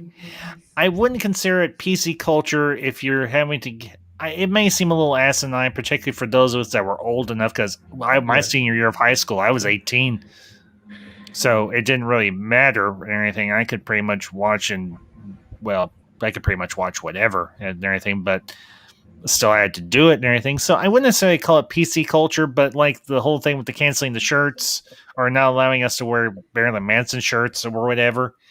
And okay, I'll tell a little story. We had school uniforms, dude. Dude, my pity. White shirts, black slacks. That was it. Oh, nothing dude, else. You have my pity. You so have my pity. Yeah. I'll tell a little quick story from my childhood. When The Simpsons first came out way back when, good grief, I'm so old. Yeah, it's like 30 years, so man. It's been on for 30 years. It's been something like that. And they had like a clip or whatever of Bart back talking Marge and Homer, and my grandmother was in the living room at the time when that clip was on. She looked at me, she's like, "You ever talk to me like that, I'm just gonna slap the taste out of your mouth." And I'd be like, Grandma, I would never talk to you like that. I'm not that stupid. Of course I didn't actually say it that way, but I'd be like, yes ma'am, I would never talk to you like that, but I wouldn't talk to my grandmother like that. And she made a comment, she's like, This is gonna give kids a bad idea, and I'm thinking, I really didn't think anything about it at the time, but looking back on it now, I'm like, maybe grandmother was a little bit right. Yeah, maybe just a little. Yeah, because kids definitely watch. Simpsons is not really meant for kids, but kids definitely majority watch that show. Well, of course, because it was a cartoon. Yeah. It was a freaking cartoon, for heaven's sake. It's one of like back then it was one of the first cartoons not really meant for kids. Because we didn't know we all thought at one point every cartoon back then was meant for kids. But it was not the case really with The Simpsons. And it definitely wasn't the case with Beavis and Butthead. I mean, or South Park or anything. Yeah. Right? Now in the 90s we only had a few cartoons that were really meant for the adults. And now there's a lot more cartoons that are meant for adults now. Well, I mean, shoot. Okay, I'll just toss this out as an example. I mean, how many kids do you think they can actually handle watching certain episodes of, say, either season 7 of the Clone Wars or just any season of the Clone Wars, or much less Bad Batch or Bad Batch? Harley Quinn.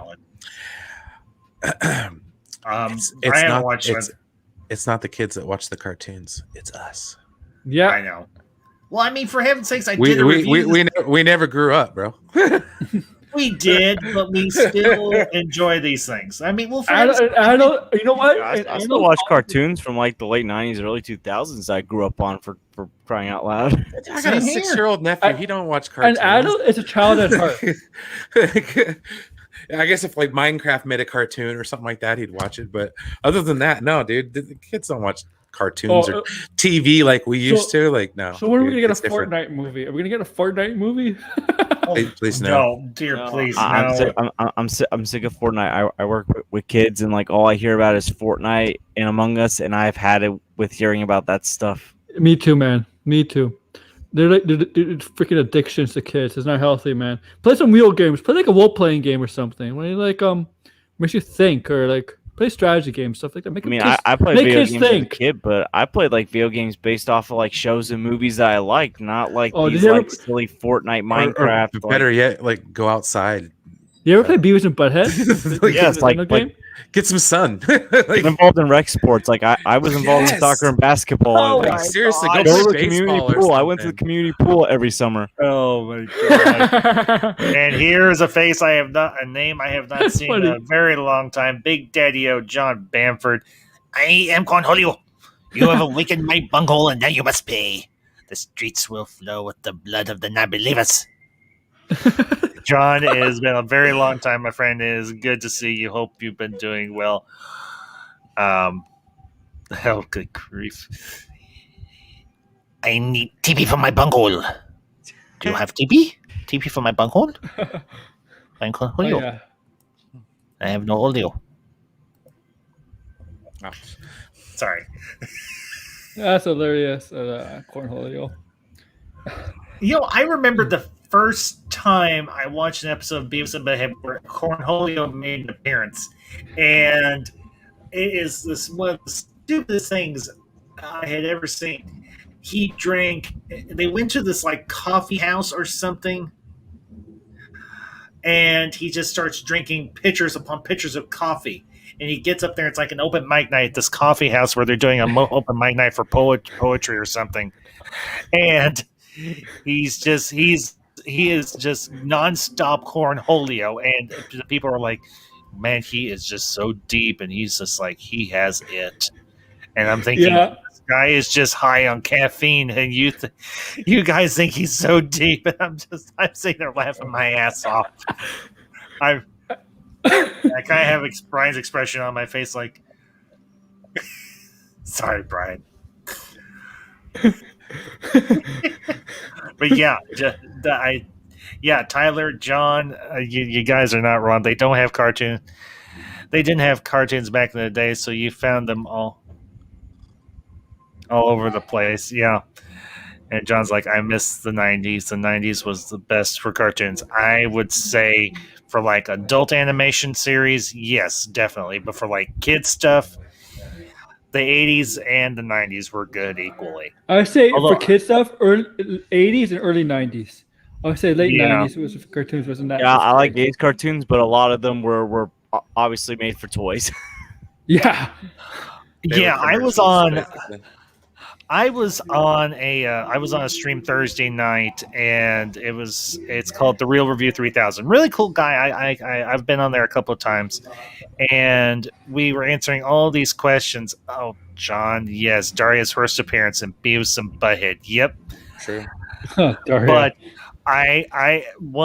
we were allowed to pose our own questions for the game, and the question I posed was actually from back with the whole deal with Kevin Smith and Masters of the Universe Revelation, and this is the thing I said: is the reaction or overreaction to Masters of the Universe Revelation unwarranted? And can we all just agree that all these people are overreacting to and seeing things through nostalgia glasses? Because let's all be candid here. The Masters of the Universe cartoon was nothing more than a glorified commercial. All it was. And an anti-drug message at the end for good measure.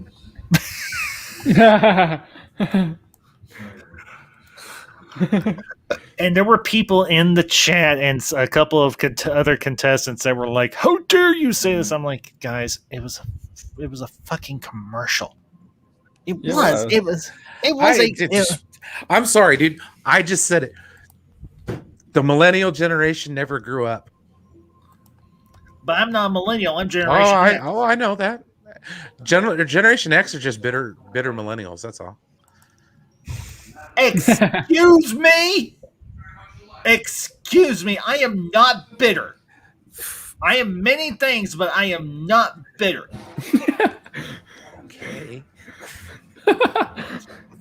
I'll boot your ass with that. I don't think that's sweet. I might be a little opinionated, but I am not bitter. I mean, besides, what would I have to be bitter about? Most Gen X people I've met, especially on YouTube, are the most set in their ways. Like, not you personally. It's just, I know you're talking about. I'm just totally unwilling for any kind of compromise or flexibility at all. It's like if it didn't come out of the hands of the creator. I'm talking to you, Doom Clock, you jackass. You know what I mean? So it's like if it didn't come directly from the hands of the creator who died 60 years ago, it's not canon. It doesn't exist. Is this Phantom Menace or people that are not just Phantom Menace? This is literally words that came out of Doomcock's, whatever the hell you want to call that. Yeah, it's Phantom Menace. Well, yeah, I have just the thing for all of those fandom ministers out there who just can't seem to get over the fact that Masters of the Universe was essentially a glorified cartoon. And I've got it right here from the Crockett Johnson Industries. There you go. I remember Dumagra. Dumagra from Crockett Johnson Industries. Actually, are you having? Yes. Oh, I was going to say I'm going to take off here in a bit. Oh, you're fine. We're probably going to wrap up in a few minutes. A little bit of a break between the shows. Yeah, we're probably going to wrap up in a few minutes. But yeah, hey, I'll just say this real quick. Dumagra from Crockett Johnson Industries. Are you having trouble staying angry about a glorified cartoon? Well, Dumagra is the answer. Dumagra from Crockett Johnson. Guaranteed to keep your anger rock hard. That's right. Stays that way for up to 4 hours. If it stays longer, seek medical attention. All right, guys, I'm out. Take it easy. See you later, Brian. See you, bud. Stay angry, my friends. Well, I have a message for Mr. Doomcock. I just have, let's see, a few choice words.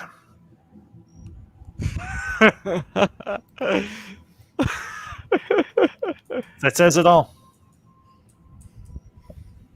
Yeah. So, well, guys, I think we are going to wrap it because I do want to take a little bit of a break before the Jarbo stream and everything. But I want to give you fellas the final word on Beavis and Butthead and Office Space before we do wrap up. So, the floor is yours, gentlemen. So, Office Space is a classic comedy. I love that film, and I'm glad that I was introduced to it through Extra Credit. And Beavis and Butthead Do America is just stupid hilarious. It's funny. It's just too funny. Yeah. So, Office Space, hilarious, fun, classic. It showed what everyday life could be like working in an office. It's not fun. I've done it before, and I know probably you guys have too. It's really stressful most of the time when you have to do it for like 8-hour days. And Beavis and Butthead Do America. Well, Beavis and Butthead in general and Do America. Great characters, great film, hilarious. I mean, like it kind of shows what lazy teenagers are. Kind of, they don't care. But yeah, those are great shows and great movies. And thank you. Yeah. Well, I want to thank everybody that tuned in tonight and everybody that was on the panel this evening. Of course, Aaron, George, Brian, and of course our old dear friend, Mr. Enosh V, master of the Point Extra Lounge. Guys, thank you for being here tonight. And for those of you that will catch us on the replay, I hope you enjoyed this stream. And, of course, leave your thoughts down below with anything related to Beavis and Butthead or Office Space. And just tell me your favorite thoughts, your favorite scenes, just anything in general. Do want to let you all know I will be back next week. They'll be taking tomorrow off. I think there won't be a Sunday night stream tomorrow. But we'll be back next week, next Friday, with the Council of Ones as we continue our review of Babylon 5. And we'll be doing a review of the second TV movie from Babylon 5, Third Space. And then I will be back next weekend. Haven't figured out what I'm going to be doing as of yet, but I guarantee you it will be entertaining. It will be a lot of fun. So, but that all being said, folks, you all have a great weekend, a great night. Thank you all for being here tonight. And of course, if you come across this stream and you have not become a part of the Ambassador Wing and you enjoy what I'm doing here, consider hitting that subscribe button and becoming a part of this community. So, but that all being said, you all have a great one. We will see you next time. And until next time, these are the Ambassadors signing off.